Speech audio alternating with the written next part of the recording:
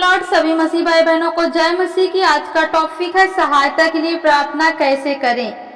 हम अपने जीवन में यदि आज सहायता प्राप्त करना चाहते हैं तो हम कैसे प्रार्थना करें कि परमेश्वर संकट के समय हमारी सहायता करे और हमारी प्रार्थना का उत्तर दे। तो चलेंगे आज परमेश्वर के वचन के द्वारा सीखेंगे। जैसे भजन संगीता की पत्री में लिखा है, भजन संगीता की पत्री 13 के 1 से पढ़ेंगे। हे परमेश्वर कब तक क्यों तू सदा मुझे भूला रहेगा। कब तक क्या तू मुझे सदा भूला रहेगा। तू कब तक अपना मुख मुझसे छुपाए रहेगा। यहाँ दाऊद कहता है, हे परमेश्वर तू कब तक सदा मुझे भूला रहेगा। तू कब तक अपना मुख मुझसे छिपाए रहेगा। दूसरा पढ़ेंगे, मैं कब तक अपने मन ही मन युक्ति करता रहूंगा और दिन भर अपने हृदय में दुखित रहूंगा। कब तक मेरे शत्रु मुझ पर प्रबल रहेंगे। आज आपको भी ऐसे प्रभु से प्रार्थना करना है वचन के द्वारा, ताकि परमेश्वर आपके वचन के द्वारा आपकी समस्याओं को समझे और आपके जीवन में काम करे। तीसरा पॉइंट पढ़ेंगे, हे मेरे परमेश्वर यहोवा मेरी ओर ध्यान दे और मुझे उत्तर दे। मेरी आंखें यानी हे परमेश्वर, हे यहोवा मेरी ओर ध्यान दे, मुझे उत्तर दे। मेरी आंखों में ज्योति आने दे, नहीं तो मुझे मृत्यु की नींद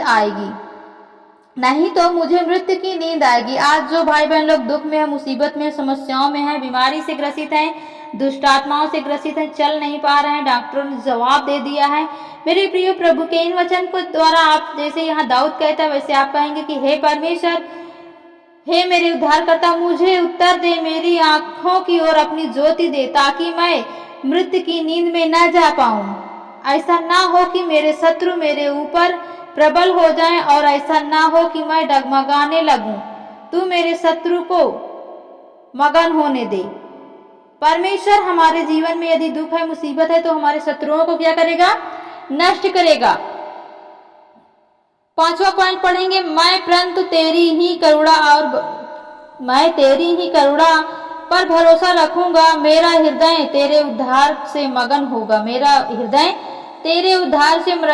होगा। मैं परमेश्वर के नाम का भजन गाऊंगा, क्योंकि उसने मेरी भलाई की। हालेलुया। दाऊद कहता है कि मैं परमेश्वर के नाम का भजन गाऊंगा क्योंकि उसने मेरे जीवन में क्या किया है? भलाई किया है। आप यदि अपने जीवन में भलाई पाना चाहते हैं, छुटकारा पाना चाहते हैं, आनंद पाना चाहते हैं, शांति पाना चाहते हैं, तो आप परमेश्वर के प्रति वचन के प्रति वफादार रहें, दीन बने, नम्र बने और परमेश्वर को पुकारें और परमेश्वर आपको चैन और विश्राम देगा, क्योंकि वो अपने वचन के द्वारा आपको पवित्र करेगा और आपको संभालेगा। आपको मिट्टी में गिरने नहीं देगा। वो आपको निर्मल बनाएगा, आपको शुद्ध करेगा, आपकी रक्षा करेगा और आपके जीवन से हर एक रोग, हर एक बीमारी को सदा के लिए दूर करेगा। क्योंकि हम परमेश्वर पर विश्वास रखते हैं, तो वो धर्मी परमेश्वर हमें हर एक वस्तुओं की जो जरूरत है पूरा करता है और दुष्ट आत्माओं को नष्ट करता है, दरिद्रता को दूर करता है, क्योंकि वही है जो हमें ज्योति देता है, वही है जो हमें प्रकाश देता है। जो कोई खरी शिक्षा पाता है और उस पर चलता है, परमेश्वर उसे सदा के लिए आनंदित करता है और उसको जय जयकार की ओर लेके जाता है। क्योंकि हम परमेश्वर के वचन की निंदा नहीं होने देते, तो परमेश्वर भी हमारे जीवन में हमें मदद और सहायता देता है।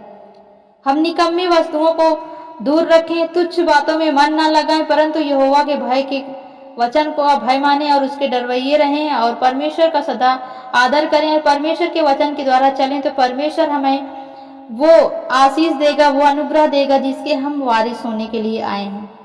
क्योंकि जब परमेश्वर के वचन के खोजी होते हैं, तो परमेश्वर हमें भटकने नहीं देता है, परंतु परमेश्वर हमें संभालता है और हमारे जीवन में जो भी जरूरत है उन्हें पूरी करता है। आप भय ना खाएं, धोखा ना खाएं, परंतु परमेश्वर के वचन पर जीवित रहेंगे। क्योंकि जीव को कंट्रोल करें, क्योंकि जीव के वश में मृत्यु और जीवन दोनों है।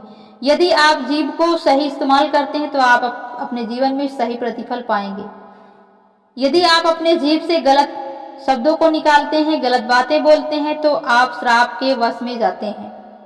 इसलिए हमें इस जीव को कंट्रोल करना है और अपने जीव से जो कुछ बोलना है, अच्छी बातों को बोलना है, ताकि परमेश्वर हमें उस जीव के, उस शब्द के द्वारा हमें वो दे सके, क्योंकि हमारी सहायता के लिए परमेश्वर सदा खड़ा रहता है। बस हमें संकट हो या सुख हो या आनंद हो, फिर भी हमें प्रार्थना करना है, धन्यवाद करना है, ताकि परमेश्वर संकट आने से पहले हमें बचा सके, छुटकारा दे सके।